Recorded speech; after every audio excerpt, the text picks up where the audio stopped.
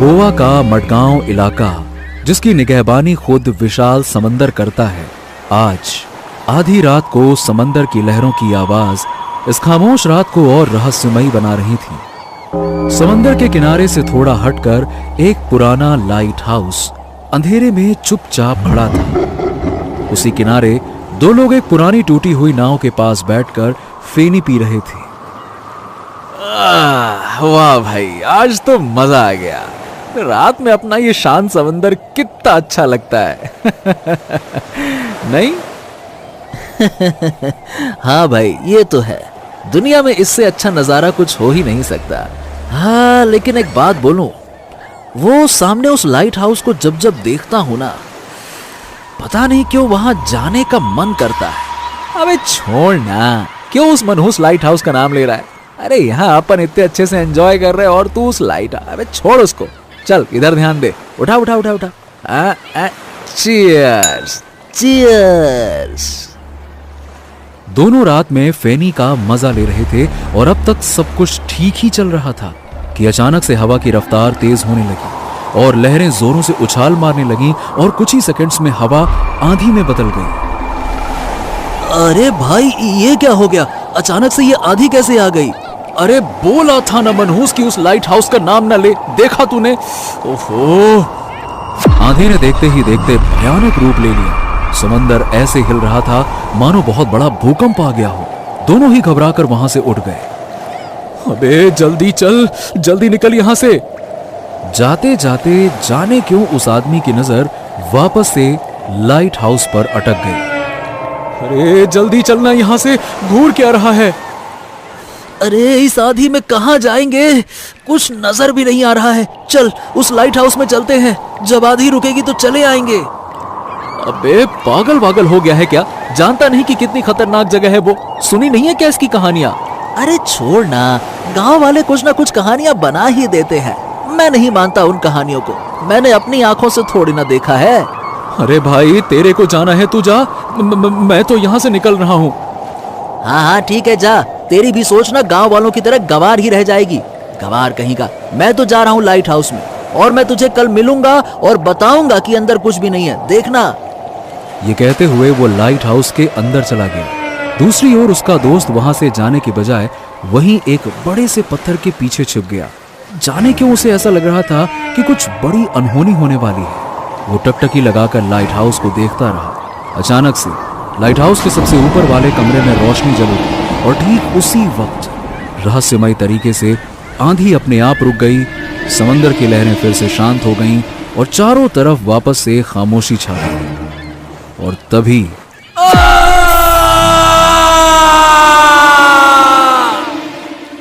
एक जोरों के चिल्लाने की आवाज ने समंदर पर छाई खामोशी की छाती को चीरकर मडगांव के सारे इलाके को अपने आगोश में ले लिया। वो चीख उस आदमी की थी जो लाइट हाउस के अंदर गया था। आखिरकार गांव के लोगों की कहानी सच निकली। लाइट हाउस की खिड़की के बाहर उस आदमी की लाश रस्सी से लटक कर झूल रही थी। गोवा का नाम सुनते ही सबके जहन में ख्याल आता है छुट्टियों का, मौज मस्ती का और समंदर की बलखाती लहरों का। लाखों लोग यहाँ पे हर साल अपनी सारी चिंताएं भूलकर घूमने के लिए आते हैं। लेकिन उन लोगों के ठीक उलट आज मडगांव के किनारे गंगा नाम का मछुआरा चिंता में डूबा हुआ था। ओहो, कल एको ठो मछली जाल में ना फंसी रही, आज 3-3 ठो जाल बिछाए हैं। अब आज मुझे निराश मत करना समंदर भैया। ये कहते हुए गंगा ने पहला जाल धीरे धीरे अपनी ओर खींचा। आसपास के बाकी मछुआरे गंगा के जाल को बड़े ध्यान से देख रहे थे। एक पल के लिए उसे लगा कि जाल में कुछ है, मगर ये क्या? जाल के अंदर से निकला एक नारियल। सारे मछुआरे जोर जोर से हंसने लगे और एक ने कहा, अरे गंगा भैया, क्या बात है, आप तो कमाल के जादूगर निकले, समंदर के अंदर से नारियल निकाल लिया। चलो भैया, कोनो बात नहीं, आज गंगा भैया चखने में मछली की जगह नारियल की चटनी ले लेंगे। ए समंदर भैया, इज्जत पर नारियल पानी काहे फेंक रहे हो? थोड़ा तो रहम करो। चलो अब दूसरा जाल खींचता हूँ, इस बार लाज रख लेना। हाँ चलो। गंगा ने एक बार फिर से दूसरा जाल खींचा। उसने अपना हाथ जाल के अंदर डाला। अंदर कुछ तो है। गंगा ने उसे बाहर निकाला और उसकी फूटी किस्मत जाल के अंदर से निकला एक टूटा हुआ चप्पल। अरे ये का है गंगा भैया, जाल से चप्पल, वो भी एक ठो और वो भी टूटी हुई। ए, चुप करो, अपना काम से काम रखो। ससुरा, तुम लोग जैसे रोज रोज शाह का भेल पकड़ते हो क्या? अरे हो जाता है कभी कभी, कोनो बड़ी बात थोड़ी ना है। काम करो, चलो अपना अपना चलो। ए, गंगा भैया को गुस्सा आ गया। हाँ हाँ चुप रहो, वरना चप्पल फेंक के मारेंगे, वो भी टूटी वाली। अरे बस बहुत हो गया, इस बार तो पक्का कोनो न कोनो मछली फंसेगी। अरे इतनी बुरी किस्मत तो उस टूटी चप्पल की भी नहीं होगी। गंगा ने अपना तीसरा और आखिरी जाल खींचा। अचानक से जाल के अंदर कुछ हरकत हुई। गंगा की आंखों में उम्मीद की लहरें उठने लगीं। बाकी लोग भी उसे टकटकी लगाकर देखने लगे। गंगा ने जाल के अंदर से उस चीज को तुरंत निकाला। वो कोई मछली नहीं बल्कि ड्रम पकड़े हुए बंदर का एक खिलौना था। गंगा को अपनी फूटी किस्मत पर यकीन ही नहीं हो रहा था। वो अपने भाग्य को कोसने ही वाला था कि खिलौने का ड्रम अपने आप बजने लगा। गंगा के मुंह से डर के मारे चीख निकल गई और खिलौना फिर से समंदर में गिर गया। अब बताओ भला, एक जमाना था जब इस गंगा का बाप जमुना अपनी बहादुरी के लिए मडगांव में मशहूर था और उसका बेटा निकला ऐसा डरपोक। गंगा ने मछुआरों की बातें सुन ली।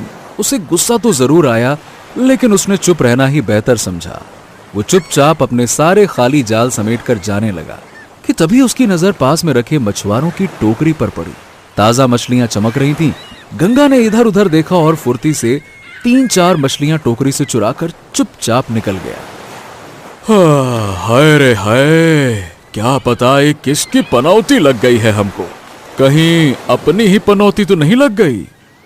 ए भैया, एक बोतल फेनी तो देना। अरे ये क्या है गंगा? ये मछली इस बाटली से ज्यादा महंगी है, रख ले। पिछले 30 सालों से गंगा की यही दिनचर्या है। सुबह मछली पकड़ना, दोपहर में खाना बनाना और फिर फेनी पी के फेनी के नशे में धुत होकर सो जाना। दरअसल आज से 30 साल पहले गंगा की मां के मौत के बाद उसके पिता जमुना बनारस से मडगांव आकर बस गए। उस वक्त गंगा की उम्र सिर्फ 15 साल की थी। शुरू में जमुना बाकी मछुआरों की तरह मछलियां ही पकड़ता था और समंदर से जैसे उसकी यारी हो गई थी। वो लहरों से ऐसे खेलता जैसे कोई बच्चा खिलौनों से खेलता रहा हो। सारे मडगांव में उसकी बहादुरी मशहूर थी। फिर एक दिन पता नहीं कहां से उसे पता चला कि लाइट हाउस में सिक्योरिटी गार्ड की जगह खाली है, पर वहां कोई आने को तैयार नहीं था। लोग कहते थे कि वहां किसी प्रेत का वास है। वहां अगर रात को कोई भी भूले भटके भी गलती से चला जाता तो अगली सुबह उसकी लाश उसके सबसे ऊपरी कमरे की खिड़की से बाहर की ओर लटकी हुई मिलती। इसीलिए गांव के लोग उस लाइट हाउस की ओर देखना तक नहीं चाहते थे। उसके बारे में बात करना तो बहुत दूर की बात थी। कई सालों बाद अचानक से सरकार ने उस लाइट हाउस को फिर से शुरू करना चाहा, मगर किसी की हिम्मत नहीं हुई उस लाइट हाउस में नौकरी करने की। अपने बेटे गंगा के भविष्य को देखते हुए जमुना ने यह तय किया कि ज्यादा पैसे कमाने के लिए वो रात में गार्ड की नौकरी कर लेगा, और उसने यही किया। कुछ दिन तक तो सब कुछ ठीक ठाक चलता रहा और फिर गंगा के जीवन में आती है वो काली रात जिससे वो कभी उबर नहीं पाया। बाबा, आज तूफान कुछ ज्यादा ही तेज नहीं है? हाँ बेटा, इसीलिए हमें ज्यादा सावधान रहने की जरूरत है। और हाँ, संभल के सीढ़ियां चढ़ना, ठीक है? जैसे ही उन दोनों ने अपने कदम आगे बढ़ाए, अचानक से चमगादड़ों का एक झुंड ठीक उनके सर के ऊपर से गुजरा। अरे ओहो, ये का अचानक से इतने सारे चमगादड़ कहां से आ गए? हर रोज तो सफाई करता हूँ, पिछले 6 महीने से तो यहाँ एक भी चमगादड़ ना देखा। खैर ए बेटा, आराम से मेरे पीछे पीछे आ जाओ। हाँ ठीक है, आराम से आराम से। दोनों लाइट हाउस के ऊपर वाले कमरे पर पहुंचे। जमुना ने लालटेन की ओर देखा। हाँ, अब जल्दी से ये लालटेन में तेल डाल दूं ताकि यहाँ से गुजरने वाले जहाजों को ये लाइट हाउस दिख जाए और उन्हें दिशा का सही अंदाज मिल जाए। चल भैया। जमुना ने लालटेन के अंदर तेल डाला और रोशनी कर दी। कमरे में उजाला फैल गया। लालटेन की रोशनी में जमुना और गंगा की परछाई कमरे की दीवार पर साफ दिख रही थी। अचानक से गंगा ने देखा कि दीवार पर एक तीसरी परछाई धीरे धीरे फैल रही है। गंगा ने तुरंत चारों ओर नजर दौड़ाई, पर वहां उन दोनों के अलावा और कोई नहीं था। वो डर गया।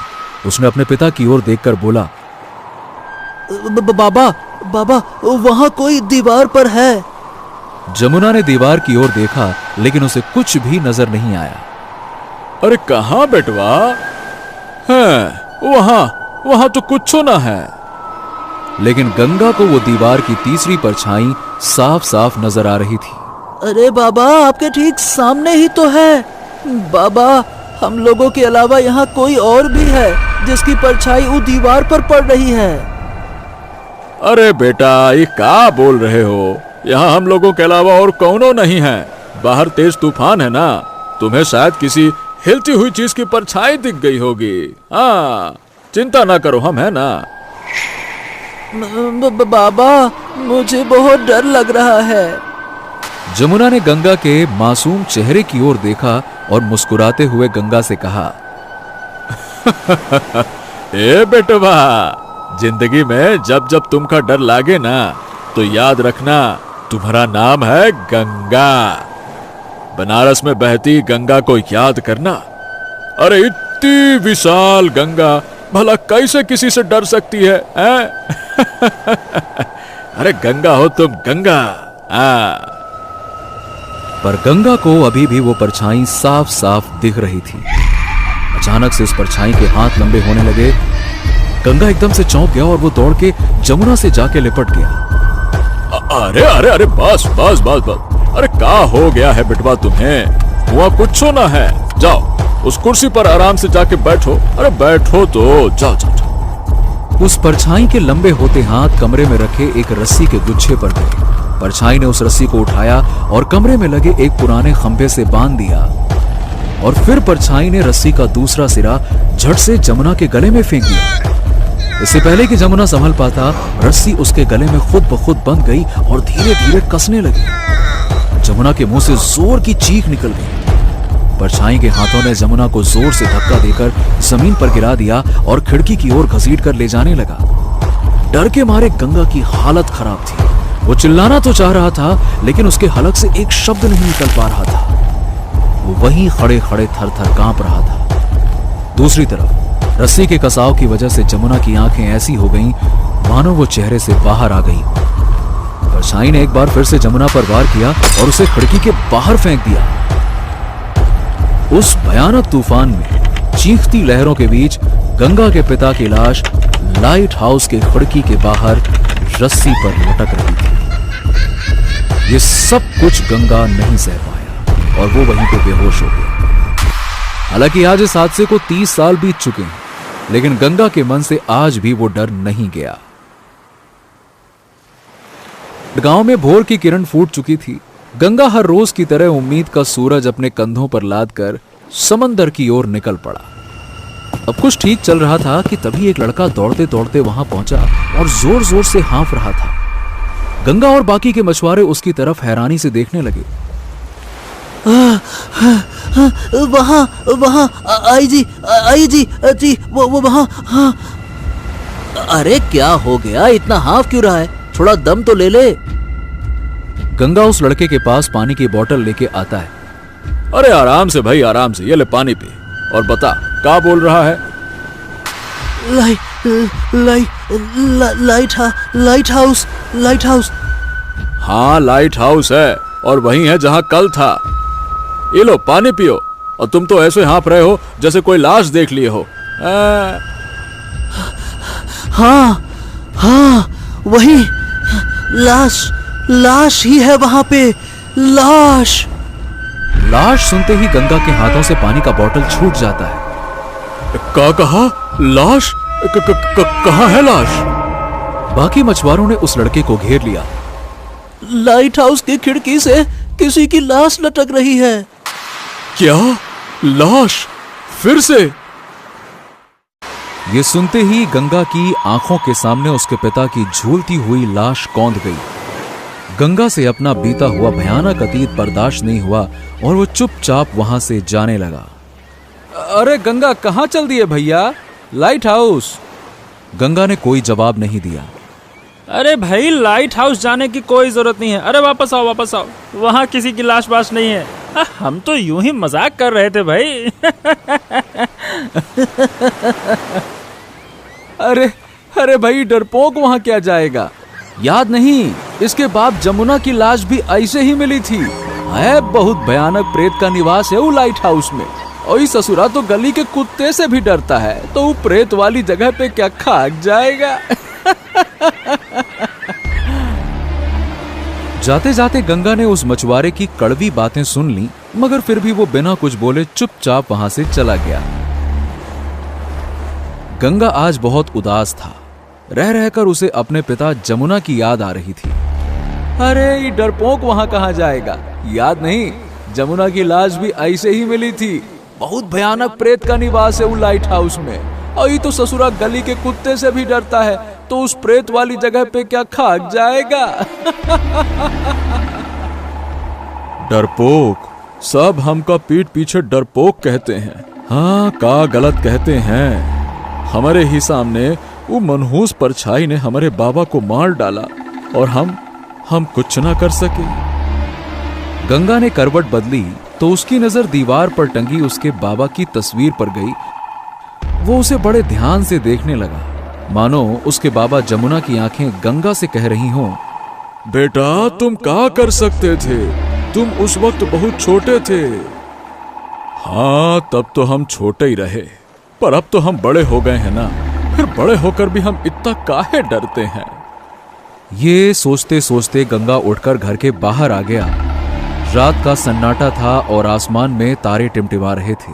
गंगा टार्च की रोशनी जलाकर सड़क पर अकेले ही टहलने लगा। उसे खुद भी नहीं मालूम था कि वो कहां जा रहा है। बस अपना थका और हारा हुआ चेहरा लेकर बिना कुछ समझे चले जा रहा था। वो टहलते टहलते समंदर के ठीक उसी किनारे की ओर पहुंच गया जहां पे लाइट हाउस था। समंदर में लहरें ऊंची ऊंची उठ रही थीं और सामने वही पुराना लाइट हाउस चुपचाप खड़ा था। और ठीक 15 साल बाद गंगा भी। गंगा थोड़ी देर तक उस लाइट हाउस को देखता रहा और फिर खुद से बातें करने लगा। हाँ, ये बात तो तय है कि वो लाइट हाउस में जौन प्रेत ने हमारे बाबा को मारा, उसी ने उस आदमी को भी मारा है। आज से कुछ 10 साल पहले भी ठीक इसी तरह से एक मौत और भी हुई रही। गंगा के मन में कई तरह के सवाल उमड़ रहे थे और अचानक से उसके कदम धीरे धीरे लाइट हाउस की तरफ बढ़ने लगे। वो लाइट हाउस के दरवाजे पर आकर रुक गया। क्या करें? अंदर जाकर देखें का? अब हम जानना तो चाहते हैं कि वो भूत ने हमारे बाबा को मारा काहे, लेकिन अंदर जाने के बाद कहीं वो भूत ने हमारे ऊपर हमला कर दिया तो? अरे डर तो लगा ही रहा है। कुछ समझ में भी नहीं आ रहा कि करें तो करें का हम। गंगा को वाकई डर तो लग रहा था, पर उसी वक्त उसे अपने पिताजी की बात याद आई। ए बेटवा, जिंदगी में जब जब तुम्हें डर लगे ना, तो याद रखना तुम्हारा नाम गंगा है, और बनारस में बहती गंगा को याद करना। इतनी विशाल गंगा भला किसी से कैसे डर सकती है? अपने पिता की ये बात याद आते ही गंगा की हिम्मत बढ़ गई और उसने लाइट हाउस के दरवाजे को खोलने की कोशिश की। गंगा ने थोड़ी ताकत लगाई और एक कराहती हुई आवाज के साथ लाइट हाउस का दरवाजा खुल गया। गंगा ने एक लंबी सांस ली और लाइट हाउस के अंदर घुस गया। ठीक उसी वक्त अचानक से समंदर में हवा तेज बहने लगी और देखते ही देखते बहती हुई तेज हवा आंधी में बदल गई। समंदर की चीखती हुई लहरों के बीच गंगा सीढ़ियां चढ़ने लगी। धीरे धीरे एक एक सीढ़ी चढ़ते हुए गंगा को ऐसा लग रहा था कि जैसे अतीत का कोई पन्ना खुल रहा हो। कुछ सीढ़ियां चढ़ने के बाद जैसे ही वो ऊपर की ओर मुड़ा, गंगा पर अचानक से चमगादड़ों के झुंड ने हमला कर दिया। गंगा हड़बड़ा के सीढ़ियों पर गिर गया, पर उसने जैसे तैसे हिम्मत की और वापस से खड़ा हुआ। थोड़ी ही देर में गंगा लाइट हाउस के उसी कमरे में पहुंचता है जहां आज से 30 साल पहले उसके पिता की हत्या हुई थी। टॉर्च की रोशनी में गंगा की नजर पुराने लालटेन पर पड़ी। वैसे तो हवा बहुत तेज चल रही थी, लेकिन इसके बावजूद गंगा के चेहरे पर पसीना आ रहा था। उसने अपनी जेब टटोली। उसके पास एक माचिस की डिब्बी थी। गंगा ने अपनी जेब से माचिस बाहर निकाली और हवा से बचाते हुए जैसे तैसे लालटेन को जलाया। घुप अंधेरे से भरा वो लाइट हाउस अचानक रोशनी से जगमगा उठा। गंगा ने चारों तरफ नजर घुमाई। सब कुछ वैसा का वैसा ही था। दीवार पे जगह जगह पर जैसे बीते हुए समय के नक्शे के टुकड़े चिपके हुए थे। एक कोने में जंग लगी चाबियां टंगी हुई थीं और कोने में सड़ चुकी लकड़ी की एक अलमारी, कुछ पुरानी घड़ियां, कंपास, पुरानी और आधी फटी हुई कुछ तस्वीरें, बंद पड़ा पीले रंग का एक रेडियो और कुछ रस्सियां। गंगा ने यह सब कुछ आज से 30 साल पहले देखा था। आज इतने साल बाद वो उसी जगह पर खड़ा होकर अपने पिता के मौत के रहस्य से पर्दा उठाने के लिए आया है। गंगा अचानक से बोल पड़ा, हाँ, देखो, हम जानते हैं कि तुम यहीं हो। हमारे सामने आओ और पहचानो हमको। हम वही लड़के हैं जिसके पिता को 30 साल पहले तुमने बड़ी बेरहमी के साथ ठीक हमारे सामने मार डाला रहा। इन गुजरते 30 सालों तक हम अपनी नजरों में गिरे रहे, एक कायर की जिंदगी गुजारी और दुनिया भर से दुत्कार सुनते रहे। मगर अब नहीं, अब और नहीं। हमारे सामने आओ और हमको बताओ कि हमारे पिता का कसूर क्या रहा और कौन हो तुम। सामने आओ हमारे। कुछ देर तक खामोशी छाई रही, मानो गंगा सिर्फ अपने आप से बातें कर रहा हो। गंगा को कोई जवाब नहीं मिला। गुस्से में आके गंगा ने पास में रखी एक खराब दीवार की घड़ी जोर से उठाकर जमीन पर पटक दी। शीशे की टूटने की आवाज लाइट हाउस में गूंज उठी। एक लंबी चुप्पी के बाद अचानक से कमरे में एक कंपन शुरू हो गया। वहां रखे अलमारी थरथराने लगे। सारे खराब पड़ी घड़ियां एक साथ बजने लगी। कंपास की सुइयां खुद ब खुद तेजी से घूमने लगी। अब गंगा को समझ में आ गया, ये संकेत था कि वो प्रेतात्मा कमरे में आ चुका है। गंगा के दिल की धड़कनें तेज होने लगी। उसके पीठ के ठीक पीछे की दीवार पर एक लंबी परछाई उभरी। कमरे में अचानक से कंपन होने लगी और सारा का सारा सामान हिलने लगा। गंगा धीरे धीरे करके पीछे की ओर मुड़ा। दीवार पर दूसरी अनजान परछाई को देख गंगा की जोर की चीख निकल गई। मगर अगले ही पल गंगा ने अपने आप को संभाला और हिम्मत करते हुए बोला, कौन हो तुम? सामने आओ, तुम हमें डरा नहीं सकते। गंगा के ऐसा बोलते ही लकड़ी की एक अलमारी अचानक से गंगा की ओर गिर पड़ी। गंगा की अंदर ही अंदर हालत खराब हो रही थी। वो डर के मारे दरवाजे की ओर तेजी से भागा, लेकिन लोहे का वो भारी दरवाजा जोरों की आवाज के साथ में एकदम से बंद हो गया। गंगा कमरे की दूसरी तरफ भागा। वहां बंद पड़ा रेडियो अचानक से कुछ अजीब अजीब सी डरावनी आवाजें निकालने लगा, मानो कोई करा रहा। कराने की आवाज तेज होती गई, जैसे कोई रेडियो का वॉल्यूम बढ़ाए जा रहा हो, और फिर अचानक से वो कराने की आवाज जोर जोर की डरावनी हंसी में तब्दील हो गई। ये क्या हो गया? ये क्या हो रहा है? पागल कुत्ते ने काटा रहा हमें जो हम यहाँ आए रहे। लगता है कि आज हमारी मौत हो जाएगी। हे भगवान, क्या करें हम, क्या करें? भागने का कोई रास्ता भी तो नहीं है। गंगा ने सपने में भी नहीं सोचा था कि उसे एक दिन ये सब कुछ देखना पड़ेगा। इससे पहले कि वो कुछ सोच पाता कि आगे क्या करना है, परछाई के हाथ लंबे होने लगे और वो दीवार से निकलकर गंगा की तरफ बढ़ने लगे। गंगा बिना कुछ सोचे समझे कमरे में इधर उधर भागने लगा और उसके हाथ जो कुछ भी लगता वो उठाकर सीधा उस परछाई की तरफ फेंकने लगा। मगर इसका उस प्रेत पर कोई असर नहीं हुआ। थक-हार कर गंगा अचानक से तनकर खड़ा हो जाता है। बस बहुत हुआ। अरे जो तुम्हें करना है सो करो। ये देखो, हम तुम्हारे सामने खड़े हैं सीना तान के। आज अगर हमारी मौत भी होगी ना, तो कोनो कायर की तरह तो ना होगी। हम खड़े हैं तुम्हारे सामने, लो करो। गंगा के अंदर से अचानक से डर गायब हो गया और परछाई के बढ़ते हुए हाथ भी रुक गए और सब कुछ एक पल के लिए शांत हो गया। ऐसा लगा कि प्रेत भी अब शांत हो गया है। गंगा के जान में जान आई और उसे लगा कि हाँ, अब सब कुछ ठीक हो जाएगा। लेकिन वो गलत था। उस प्रेत ने अपना वही पुराना आखिरी वार किया जिससे कि वो सबकी हत्या करता था। कमरे के कोने में रखी रस्सी उछलकर गंगा के गर्दन की ओर मुड़ी और एक झटके में उसकी गर्दन को जकड़ लिया। गंगा के हलक से एक जोरों की चीख निकल गई और वो रस्सी उसे धीरे धीरे फर्श पर घसीटने लगी। गंगा के मन में कई सारी बातें उठने लगी। उसे लगा कि अब उसका अंत समय तो आ ही गया है। उसने अपने पैंट की जेब में अपना हाथ डाला और जेब के अंदर फैनी से भरी हुई एक बोतल पड़ी थी। गंगा ने तुरंत वो बोतल बाहर निकाल ली। लगता है आज हमारी मौत तय है। जाते जाते अपनी जिंदगी की आखिरी बोतल तो पी लेता हूँ, शायद मरने का दर्द ही कम हो जाए।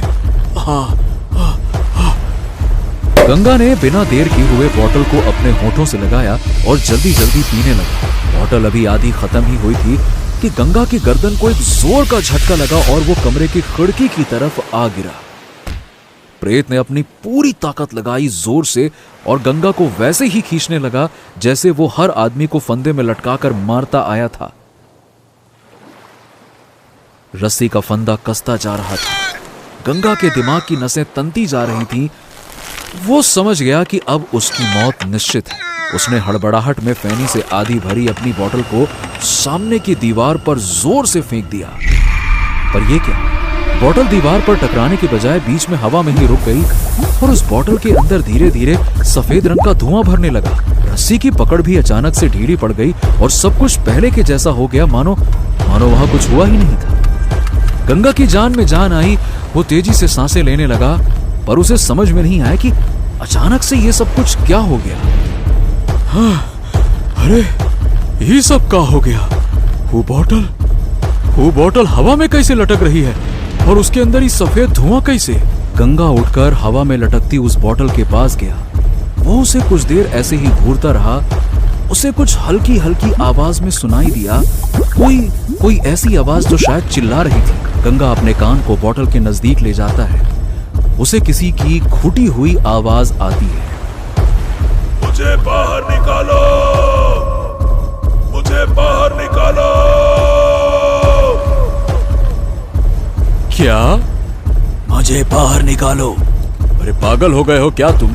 तुम्हें बाहर निकाल दें ताकि तुम फिर से हम पे हमला कर सको। ओ कौन तुम, पहले ये बताओ। उस आईने के सामने जाओ। गंगा की नजर कमरे के कोने में एक पुराने शीशे की ओर जाती है। वो बोतल को उस आईने के सामने लेके जाता है और आईने के सामने बोतल को रखते ही उस आईने में आदमी का शरीर उभर आता है। इसके शरीर पर हर जगह घाव थे जिसमें से खून रिस रहा था। गंगा उसे देखकर थोड़ी देर के लिए डर गया, पर फिर उसने हिम्मत करते हुए कहा, तुम तो घायल हो। तुम्हारी ये हालत किसने कर दी? अच्छा, अपने बारे में बताओ और तुम ये भी बताओ कि तुम यहाँ आने वाले हर आदमी की जान काहे ले लेते हो, हैं? कुछ देर पहले तक जिस प्रेत का आतंक सारे मडगांव पर फैला हुआ था, वो अब आईने के अंदर बिल्कुल असहाय खड़ा था। उसने एक लंबी सांस ली और कहने लगा, मेरा नाम एंथनी है। आज से कुछ 50 साल पहले की बात है। मैं उस वक्त लाइट हाउस में हेड सिक्योरिटी गार्ड था, काम का पक्का और ईमानदार। पर उस वक्त मेरा एक असिस्टेंट हुआ करता था, रघु। हम दोनों मिलकर उस लाइट हाउस की निगरानी करते थे और देखभाल भी करते थे। दिन हमारे आराम से कट रहे थे। रोज ठीक समय पर हम दोनों लाइट हाउस आते, अपना काम अच्छे से करते। सरकार की दी हुई सैलरी से हमारा काम बढ़िया चल रहा था, सब कुछ ठीक चल रहा था।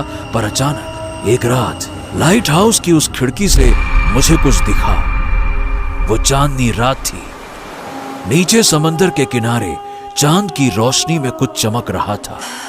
मैं नीचे गया और पाया कि वो चमकती हुई चीज एक लकड़ी का बक्सा था, जिस पर चांदी का एक बड़ा सा ताला लगा हुआ था। बक्सा बड़ा भारी था।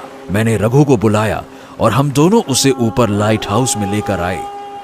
रघु ने उस बक्से के ताले को तोड़ा। फिर उसके बाद अंदर हमने जो देखा, उसे देखकर तो हमारी आंखें फटी की फटी रह गई। उस बक्से में चांदी और सोने के जेवर भरे हुए थे। पता नहीं वो बक्सा समंदर में कैसे आया।